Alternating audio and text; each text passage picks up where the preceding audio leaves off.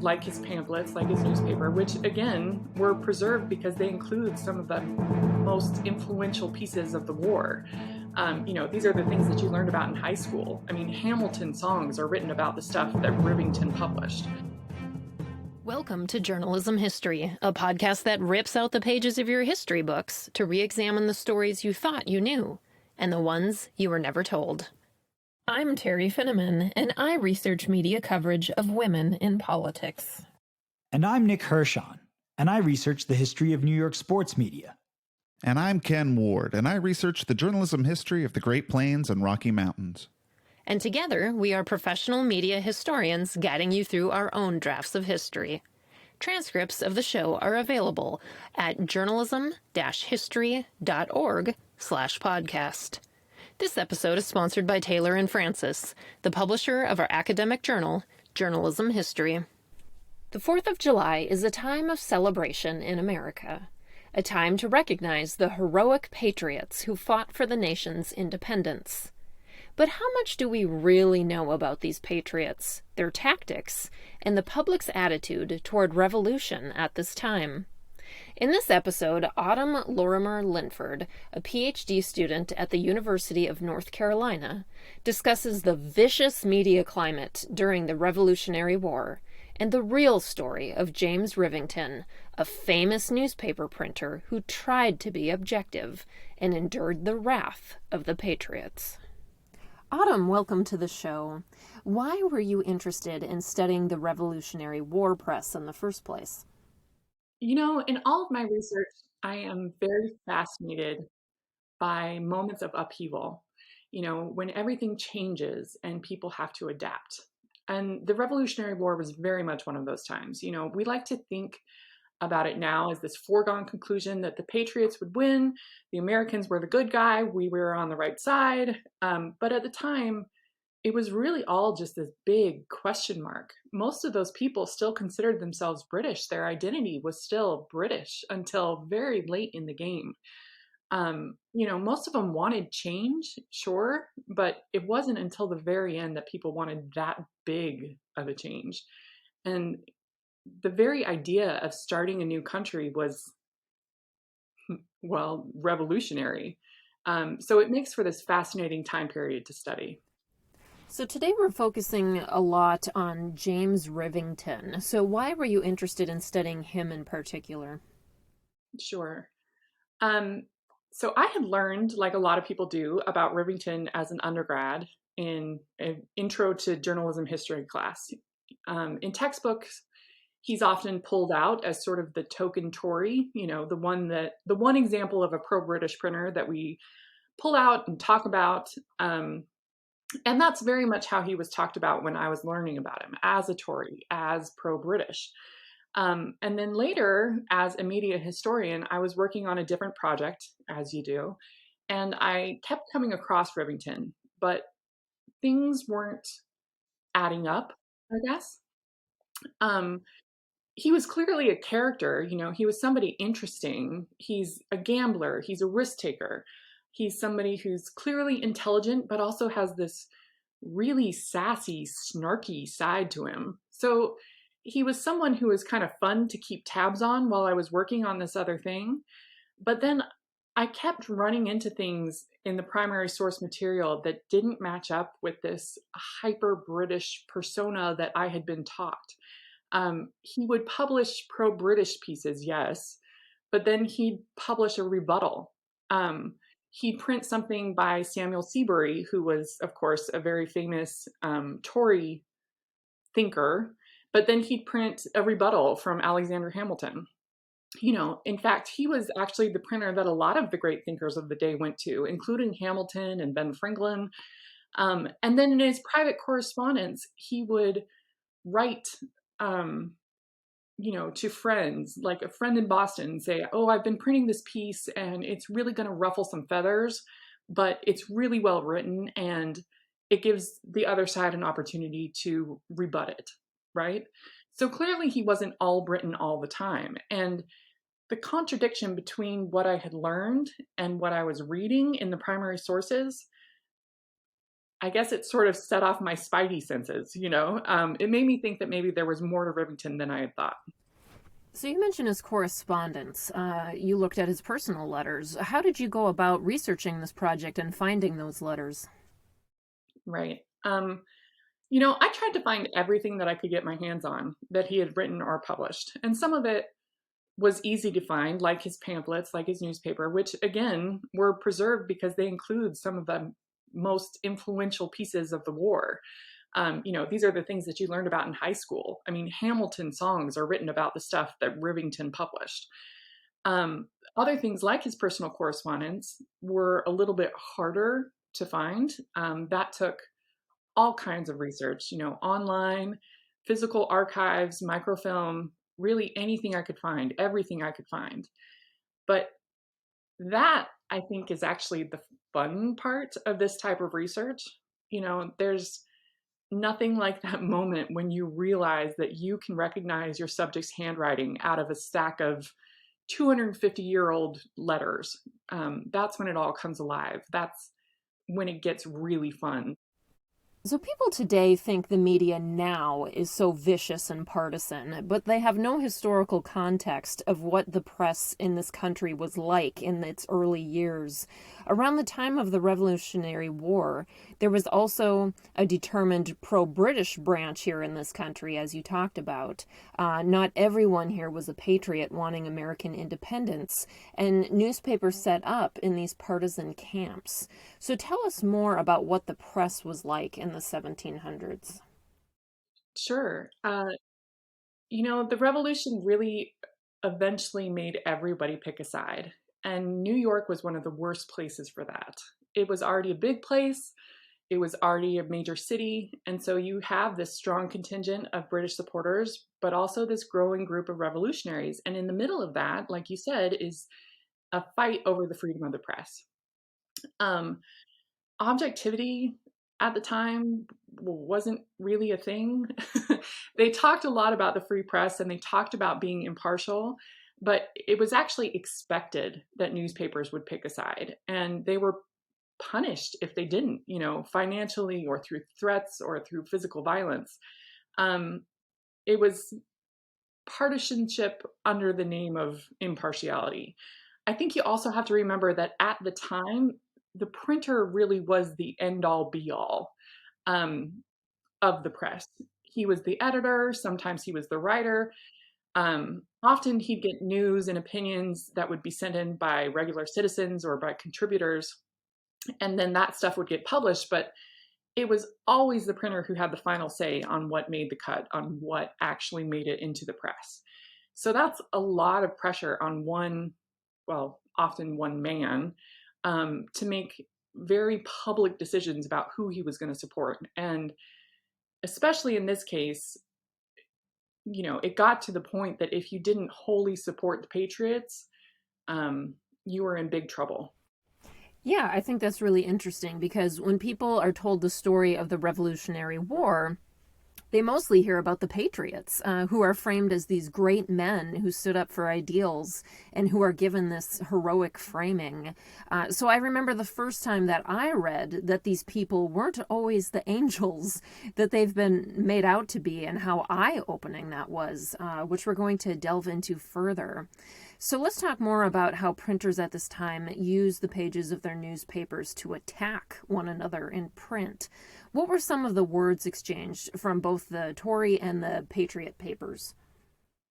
Yeah, there was a lot of trash talk between printers going on. It's actually pretty fun to read if you ever have the time. You know, one would call another detestable or treasonous. Obnoxious was another word that they used a lot. They would call them ugly.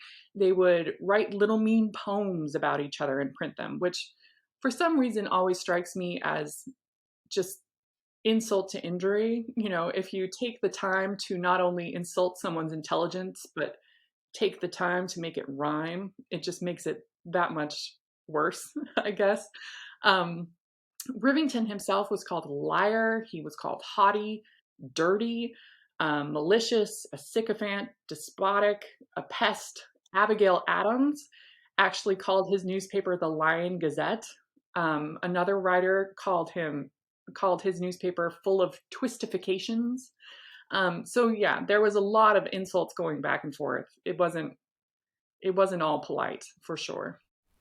Yeah, so let's talk more about Rivington. He created controversy a number of times with his paper.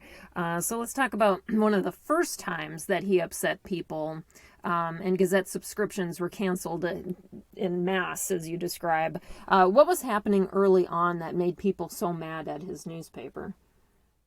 All right, so this is a bit of a story. So in 1774, Rivington made two very important enemies. One was John Holt, who was another New York printer who was adamantly patriot. And the other enemy that Rivington made was Isaac Sears, who was the head of the New York Sons of Liberty. And Sears was a real thug. um, this guy, he is not Johnny Tremaine. He's not the son of liberty that you're taught in elementary school. He was a dangerous man who was quick to violence and had a mob backing him up. So Rivington's fight with those two starts in August of 74.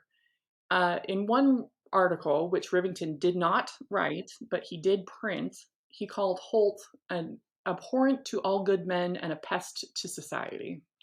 So Holt gets offended by this and calls Rivington out, basically saying, "What did I ever do to you? I've never printed anything bad about you. Why would you print this about me?" He also visits Rivington's print shop and told Rivington that there would be consequences, if he ever printed another attack on him. But of course, Rivington, being the risk taker, the sassy pants, the guy who can't ever back down from a fight, he prints the entire exchange, which embarrasses Holt and turns him into a formidable enemy. Rivington might have survived that little feud that he started if he hadn't also called out Sears. So in the same newspaper that he printed the exchange with Holt in, he also prints this article written by a merchant of New York, which calls Sears, among other things, Sir Francis Wronghead. um, yeah. And Sears just blows up. He storms over to Rivington's office. He demands to know who wrote this article. But Rivington has always said that he won't reveal the names of his sources. So Sears writes him a letter and accuses Rivington of skulking behind his press. And he basically says, if you don't tell me who wrote this so that I can go beat them up, I'm going to consider you the author and just beat you up instead. And again, Rivington, because he is who he is, he prints the whole thing. And in this response, he prints. Well, first, you have to understand Rivington's newspaper is one of the best printed, skillful wise in the colonies. He takes excellent care of, making sure that every word looks right, that it's edited correctly, that it's beautiful, that the ink is, mixed properly, everything. But in this letter that he writes of Sears, he includes every grammar and spelling and every kind of mistake in the book that you can possibly make on this. Now, whether or not Sears actually made those mistakes in his original letter to Rivington is, anybody's guess at this point, but it makes Sears look like a fool. It makes him look like he's, just someone throwing a tantrum. It makes him look very, very foolish. And then, to top it off, Rivington writes his own little response to this letter underneath it and makes fun of him, which, of course, a bully like Sears just can't let go. And in making fun of Sears and making an enemy out of Sears, Rivington also makes himself a target for all the Sons of Liberty. They wrote against him in other papers. They threatened him. They threatened his distributors. And they really make his point. So it's suddenly dangerous to have a copy of Rivington's Gazette. And Rivington, again, as a gambler, as a risk taker, he actually prints a little notice claiming that all his subscriptions are actually rising because of all of this, kind of a no press is bad press kind of thing. He actually writes, when you damn the printer and burn his pamphlet, he laughs, reprints, triumphs, and fills his pocket. But the whole thing's a bluff. He really is just bleeding customers. Within 6 months of this exchange with Holt and Sears, there are at least 21 different towns that cancel the entire town's worth of subscriptions in mass. South Carolina bans his newspaper outright. Newport, Rhode Island boycotts anything published by Rivington. So he's losing communities, whole provinces just in one go. Wow. And then, I mean, it doesn't get better from there, right? I mean, there's just this constant cycle of Rivington printing and people getting mad. Yeah. But it starts to get more serious, you talk about, to the point that his life is in danger. So talk more about some of the serious backlash that he faced as this kept building. Right. Things just escalate from there, First, they start with his pamphlets and his newspaper. They burned his printings. They actually tarred and feathered some of his pamphlets because they couldn't get him. They start out with threats to him. He was hung in effigy. He was burned in effigy, which of course he responds to in the snarkiest way possible. But that only leads to more threats of violence. And at this point, even his friends are begging him to pick a side, and preferably the Patriot side. Because throughout all of this, Rivington is still trying to print both sides. And it's starting to take a little bit of a toll. He's starting to print a little more on the Tory side than the Patriots, but he's still trying to keep it pretty balanced. This all culminates in May of 75, by which time the Loyalists in New York, most of the people who believed in the British cause, had already left New York. It had gotten dangerous enough that they had fled. Rivington, of course, stays, and he prints some more pamphlets that were finally it for the Patriots. They had had it. So Sears, our old friend and bully, finally had the backing that he needed to really go after Rivington. So the first time he goes after him, he leads a mob in the middle of the night to Rivington's house, and they try to kidnap him. Luckily, some neighbors hear Rivington screaming and they rescue him. They actually hide him up a chimney so that the mob can't find him. And when the mob can't find him, they head over to the print shop instead. They destroy his press. They throw his type, the tiny little individual metal letters that they would use to set the press. They threw those into heaps in the dirt. They carried some of them away and melted them into bullets. Rivington hides on a boat for a little while with his family, then comes back. He prints another essay that, again, really gets to the Patriots. And this time, this is, the final, this is it for Sears and the mob. This time, in the middle of the day, Sears, with 75 other men on horseback, surround Rivington's shop, and they take everything. All the printing equipment, all the type, even that week's newspaper edition. They destroy everything that they can on site, and anything that they can't destroy right then and there, they load it up in a cart and take it away. So Rivington is just left with nothing. And to really add insult to injury, a crowd of about 1,500 people gather around and cheer while the mob is destroying this man's whole livelihood, whole life and career.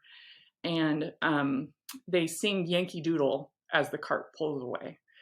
So within a couple of days, Rivington is also receiving death threats.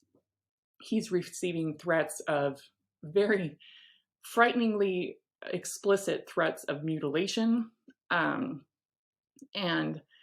all the things that would happen to him if he stuck around. And this time it's bad enough. Rivington actually takes his family and flees to England for a little while. So you mentioned Alexander Hamilton earlier, and both Hamilton and James Madison were weighing in on all of this. So what stance did they have on Rivington? So Madison is actually interesting. He basically wants 5 minutes alone behind the woodshed with Rivington. He wrote to a friend that if he had Rivington alone for 24 hours, he would, quote, meet with adequate punishment. Um, Hamilton Hamilton is an interesting case in this instance. Of course, Hamilton was not exactly known for his temperance. He was not known for having a whole lot of chill. And yet, he said he thought that the mobs had gone too far. He basically says, look, I know that Rivington is awful, and I know that his press is dangerous and detestable, but I can't help but disapprove and condemn this step of destroying everything that Rivington had, of threatening his life. So even Hamilton, who, again, not really known for being a laid back kind of guy, thought that the mobs had crossed a line. So, after all that Rivington has been through and how he's been treated by the Patriots, you note that he went full on Tory and spent the rest of the war gleefully reprinting rumors, undercutting Patriot leaders, and spreading outright lies. So, what were the kinds of things that he printed after he gave up on objectivity? Right. So he spends 2 years in Britain and then comes back again because, of course, he does, because he can't ever say no to a fight. And this time, he doesn't even try to pretend that he's impartial. He prints real stolen correspondence from George Washington. He prints fake correspondence from other Patriot leaders. He makes fun of how scruffy the Patriot troops are. He makes fun of the fact that the Americans can't pay their troops, and really does everything he can to point that out whenever he can. He makes an atlas with maps that mark all of the places where the Patriot troops were defeated. I mean, he does everything he can to undercut the Patriots or make fun of them. You know, he basically becomes the partisan monster that the Patriots had spent all of this time accusing him of being. Mm. So, what do you think is the main lesson to take away from his story? Really, I think Rivington is a great example of how the circumstances you're in can affect journalists too. He genuinely tried to remain impartial, but eventually just succumbed to what was happening around him. I think it's a good reminder that the printers of the Revolution, who we all agree were enormously influential in the American Revolution, were not immune to their circumstances. And I think it's always a good reminder that when we look at history, that the people are always nuanced. They're people. And then our final question of the show is, why does journalism history matter? Okay. I think about this a lot, actually. I think journalism history matters because journalism matters.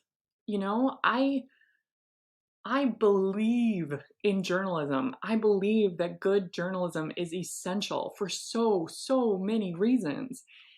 And I think that if you believe that journalism is essential, then you have to believe that journalism history is essential too.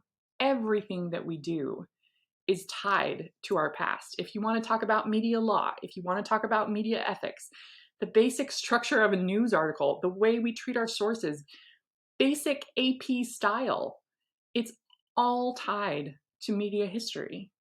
It's media history that shapes who we are and what we do as journalists. So to me, if you appreciate journalism, if you think it's important, then you have to appreciate its history too. Okay, well, thanks so much for joining us today. Thank you. Thanks for tuning in, and be sure to subscribe to our podcast. You can also follow us on Twitter at JHistoryJournal. Until next time, I'm your host, Terry Finneman, signing off with the words of Edward R. Murrow. Good night, and good luck.